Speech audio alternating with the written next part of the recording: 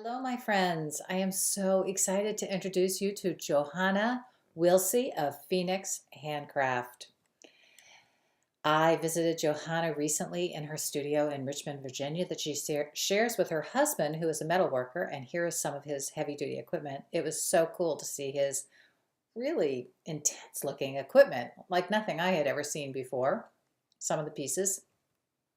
We walked through his area and then we went into her studio. Johanna's medium is mosaics. And here are a few of her beautiful pieces that are on display in the hallway of the building that they share, the studio that they share with other local artists here in Richmond. Here's a beautiful piece of her mosaic and more. I just love that mirror. Love those wall sconces that she and her husband created. That's his metal work. Um, and more of his metal work here. Some bottle openers and cool metal boxes. And this is my favorite. It is a huge fire poker with your initial in it. So it's a commissioned piece. And gosh, I can't wait to get one for my husband. We just love a good fire. Here are a few of Johanna's beautiful interpretations of the James River here in Richmond, Virginia. And here she is at her studio, workplace, working on a commissioned piece. Without further ado, I would love to introduce you to Johanna Willsey. Hi, Johanna. Welcome to Live Your Inner Power. I'm so glad you are here with me today, and I can't wait to introduce you to everybody in my tribe. Oh, hello. I'm happy to be here. Yeah, it's great. We met not too long ago, and I know that I was so excited when we met and we started talking, and I found out that you were an artist making a living as an artist. And I felt like everything that you shared with me was really so much an example of living your inner power. And so immediately I thought, oh, I want to interview and I want you to bring you out and share you with my community and have you talk a little bit about how you got to where you got to. So I'm so glad you're here today to do that. Thank you. I'm excited. Yeah, me too. Me too. And, I want to just touch on the fact that, in our community, part of the mission here is to help people get to a place where they're living courageously, authentically, and peacefully in their lives. And, as I said, when I met you, it was like, I knew you were courageous because if you got to the place where you're making a living as an artist, you had to have courage. And I could just feel the authenticity and peacefulness exuding from your being. So I'm just really happy to have you here and to talk more about your life. So I'm excited. Yeah, let's start with your journey into becoming an entrepreneur. So I know that, as an artist, it's kind of a special journey, to make that leap into entrepreneurship. So tell me a little bit about, how you got there, or how it was for you to become an entrepreneur as an artist. Yeah. It's funny because both for becoming an artist and becoming an entrepreneur, there was a path that took me to where I didn't identify as an artist or as an entrepreneur. The artist journey is its own thing, but the entrepreneur was, I guess it's all a series of events. A couple identifying moments for me were an article about entrepreneurship being a tiger that you have to jump on and then you can't get off. Once you're on, it's dangerous to get off. It's also dangerous to stay on. So you have to figure out how to stay on the tiger. And that was really an eye-opening moment for me. We had been doing it long enough that I understood the analogy. And it made me appreciate my life and our business and where we were going. And then there was another moment, I don't know if it was a few years later, around the same time, where I had this feeling that there were certain people in our lives that didn't expect us to succeed. And so I had a fuck you moment where this is what we're going to do. We're going to do it. You don't believe in us. I believe in us, and it's going to happen. I love it. I love it. I know that you shared a little bit about that when we were meeting in your studio, and I had such a moment of, wow, that is such an example of, for me, living your inner power and really, making up your mind. Your body, your life, your being follows where your mind decides it's going to be and where it's going to live. And that is a perfect example of that. Inside it was like your mind was like, no, that's it. This is happening. And here you are Right. doing it, you know, and There it had didn't to be a happen in a switch. minute, right? It didn't happen in a minute. It took a while, right? It took a while. It took a while. Yes. And it also took time to appreciate where I was, what had happened. You know, Mm, you have sometimes the moment happens and you don't realize it at the moment. yeah. It's later. Although sometimes I have to say that fuck you moment. I I did appreciate that. I did realize what was happening. But Yeah. usually, yeah, it's more of a hindsight, looking back and seeing, oh, this happened, and then this happened, and then this happened, and then this happened, and I'm still seeing the steps accumulate. I could Yeah. probably find more if I were to look for them. Yeah. Yeah. So do you feel like you're comfortable now, like in an entrepreneurial role? I still feel like I'm learning to step into it. Yeah. Yeah. Uh, my husband he's doing what he's been doing for 20 years. And now he's doing that for almost 8 years, self-employed. Mm, Whereas I was not making my living as an artist until we started the business. And so those two pieces of artist and entrepreneur and artist and entrepreneur are, it's almost like I have to keep taking steps on each path. yeah. And this year is a year that I feel like something cracked open and I feel myself stepping even further into ownership of Mm, business and my role in it and all of that. It's yeah. exciting. Yeah. That is exciting. Um, so you're not aware of any like specific shift that you can give us in terms of like what's kind of happening, but I can almost feel it when you talk about it, like a sense of more embodiment. It's blossoming, you know, in you like a flower, like this entrepreneurial Yes. thing. Yeah. Yes. Oh, I love that analogy. Yes. Yeah. Yeah. I actually, that's funny. The idea of a flower blossoming Mm, and growth. I've like literally been seeing that in my dreams when I meditate, like these visions of like flowers growing where it was kind of barren before, or mm, like, I don't know, just cracking open and growth coming out of me. And yeah, that's a big part of it, actually. yeah, that's so Sort cool. of validating like my inner self saying, yes, yes, yes, yes, yes. Yeah. Yes, here we are. We're doing this. Here we are. We're Yeah, coming yeah, along. we're doing this. Okay. Okay. So you alluded to having meditation as part of your life, and I didn't plan to talk to you Oh about yeah. this, but I'm going to slip it right in because every time I can be a Sure. proponent of meditation, I'm going to Yeah. pop it right in there. So do you have a Yeah. meditation practice? A regular I one? do. It's been about a year and a half. Cool. And just like entrepreneurship and becoming an artist, it's a series of steps Mhm. where it terrified me at first. And 5 minutes of silence with myself, that's insane. That's insane. But I just kept at it and tried different things. And so now I sit every day, 10 to 20 minutes. That's it.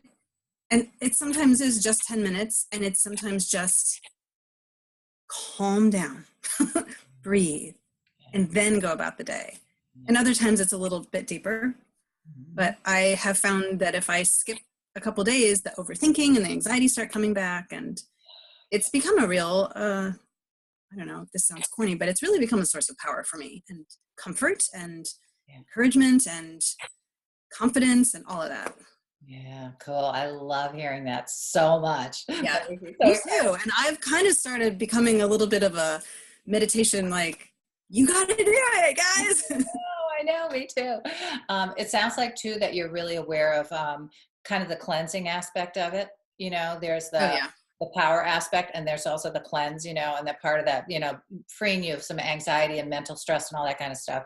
I think that's Yes. one of the things that people like aren't as Yes. aware of how powerfully Oh, my God. it It's alters. changing my life. I'm enjoying my life so Yeah, much more. I'm appreciating it. I can see it more clearly. yeah, Wow. yeah.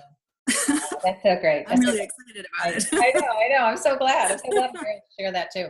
All right. So making your living as an artist. Can you share a little bit more about that step? You know, was it a big leap? Has it been it sounds like it has been a series, more like a series of steps for you. Yeah. And maybe just like a little bit of, you know, I don't know, a tip or two that you might share with people, artists that are want to make their living as an artist, that are reluctant to, go forward that way? Anything that you might want to share of encouragement? I feel like this tip is completely counterintuitive to what society tells us, especially our institutionalized, capitalized society. Capitalism is what I mean. But believing in yourself. I mean, that sounds kind of corny, but you just have to decide, this is what I'm going to do. And then it becomes possible to do it. If you don't believe in yourself, if you're listening to the people, oh my gosh, you have to not listen to the people. So many people said to me, like, you guys are crazy, or, and you can't listen to them. You just can't listen to them. If you really believe, and you should, if you have the vision, you should believe, don't listen to the people. Yeah, that's great. That's great. I love that. I love that. So how long has it been since you've been actually making a living, not doing any other part-time work or anything, and just literally, supporting your family as artists? Since 2012, we've both been full-time. That's great. We have had a couple dips where I would go out and work doing a little, for 6 months or 2 months. I actually had a part-time job earlier this year, and it felt like it was forever, and it was only 2 months. So I even find that kind of helpful as it's not just this. I can, if our business needs a little more support, I can go out and find that. It's out there. Yeah. Yeah. Again, like such a beautiful example of living your inner power and being like flexible, allowing yourself to listen to what your family and what you need right now, and like moving with, what the experience is. It sounds like you're in a flow that's, really co-creating, what people talk about a lot, but can't really exemplify. And that is a beautiful example of that. I love that. That's really cool. So you have 2 children. Yes. Yep. And again, I think that it sounds like in your story, you guys started out making your living as artists when those children were pretty young. So that was also very courageous of you. Yeah. It was, I honestly, it felt like my husband took the leap and I kind of went, after him. But I trusted him, so I did it. And I think deep inside, I knew that this was the right thing to do. It just scared the crap out of me. Yeah. Yeah. So I know that you're homeschooling your children, and I wanted you, if you would be willing to just talk about that a little bit too, because I think a lot of people are curious about that or have interest in doing that, but have no idea how to navigate that territory or really understand what's involved in that. So can you just give us kind of a little bit of a lowdown for people? Yeah. I had a sense pretty early on that I would be interested in homeschooling. I had met some homeschooling kids at a job I had worked at. That was my first introduction. So I was in my late 20s and I met these kids, and they seemed kind of weird at first, but then I got to know them and realized, it's just because they're talking to me like I'm a human being, which then as I became a parent, that's actually something I wanted. And I also realized, like, my own experience was that adults were always the head and you were subordinate. And so I feel like I never really learned to talk to adults. And so I still sometimes feel like a kid talking to an adult. Anyway, so we started when my son was about 4.5. We took him out of preschool because he hated it. And I was terrified because I still had a small one at home. And the idea of being home all day with them terrified me. Like, just me. And my husband was working long hours because our business was so new. It was great. We had an awesome summer and we've never looked back. And I love it. It fits really well with being self-employed. I can't imagine running your own business and trying to fit that around a school schedule. I just can't.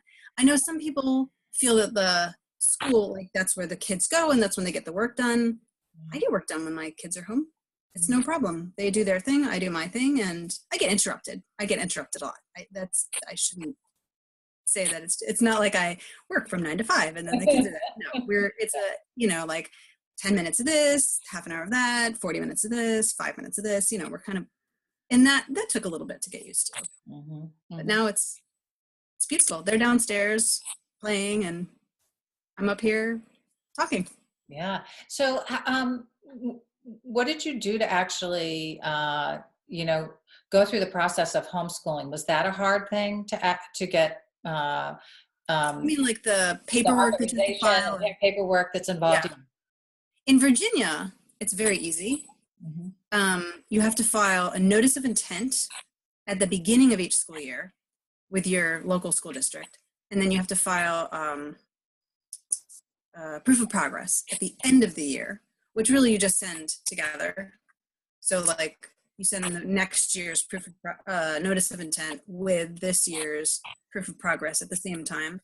And they can take a test, or you can have somebody come and look at a portfolio of their work. It's very, very, very easy in Virginia. I've heard about other states that have much more strict requirements, and it sounds like it can be more difficult. It's possible, of course, but more difficult.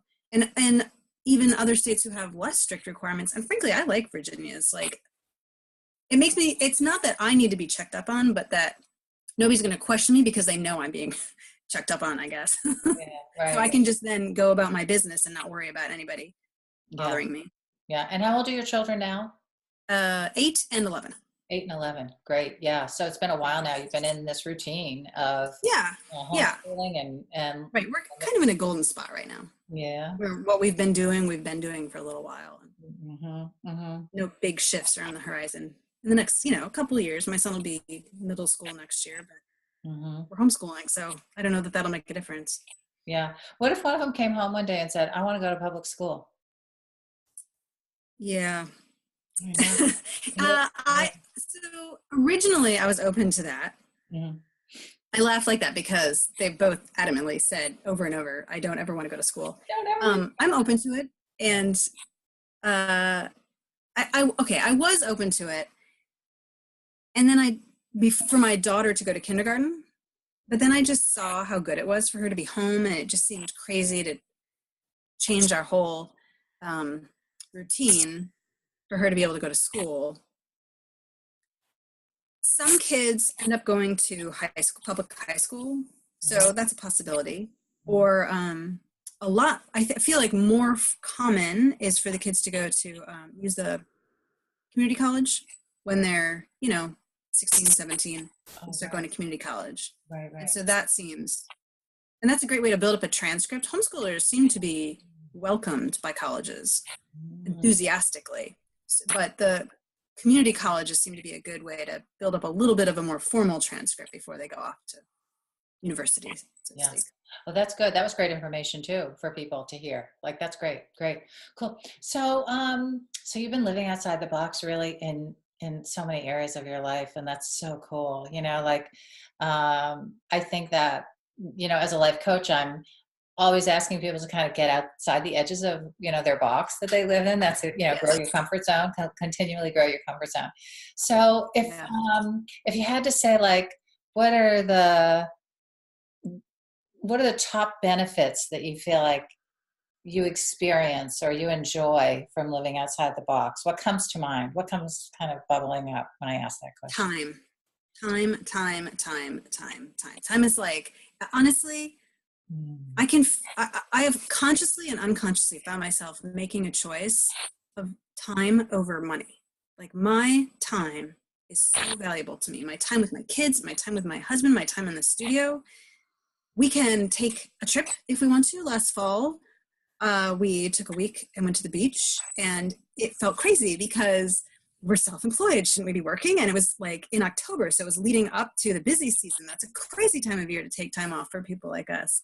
But we did it, and it was fine. And we kept our business going while we were on vacation. So most of the day we were on vacation, and then an hour or so a day we'd be kind of writing to customers and stuff like that. Yeah. It was great. Yeah. Time is my biggest Time is the big one. You Yeah. gotta get out of this. Yeah. Anything else come up besides time, as being, although I would say that's good enough. I mean, if you don't have anything else, that's fine, because man, how many people want more time, or feel like they don't have control over their own time, or feel like time is being wasted all the time, or whatever, so you hear time, right? Yeah.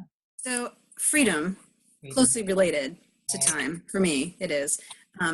But freedom, like I don't have anybody telling me where I have to be or what I have to do, which I guess that would be terrifying for some people, and maybe you wouldn't be an entrepreneur. Right. Because that freedom is another way to say nothing left to lose. I'm messing the line up, but the Janis Joplin. Yeah. Yeah. Yeah. It's true. So like there's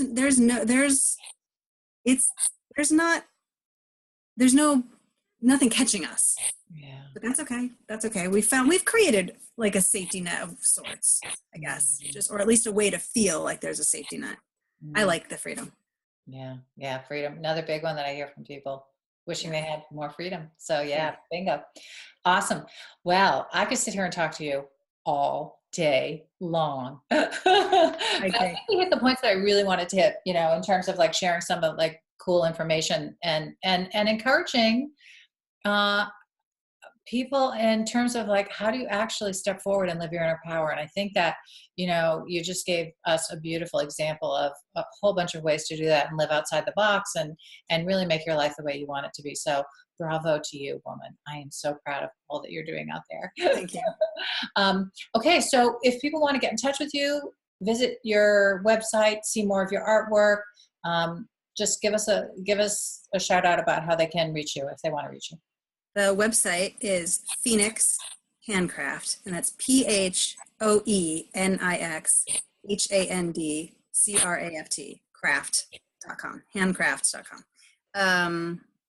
And my email is Johanna, JOHANNAH @phoenixhandcraft.com. We're on Facebook, we're on Instagram, we're on Twitter, we're on Pinterest. So you can find us all over the place. Cool. Lots of places to look at your beautiful artwork and connect with you and say hi. Instagram is my favorite at the moment. So I love Instagram. Yeah, me too. I'm like an Instagram junkie right now. Yeah. And what's really cool? I found, I don't know about you with Instagram, but I feel like the bar got raised this year. Like the people in my tribe and the things that are being shared are like inspiring me to the nth degree right now. Are you feeling that in yours too? Yes. Yeah. Yes, absolutely. Cool. Yeah, it's good stuff. Thank you again. Thanks for having me. Yeah, you're welcome. This was a lot of fun. I hope I see you soon. Yeah, me too. Take care. All right, bye.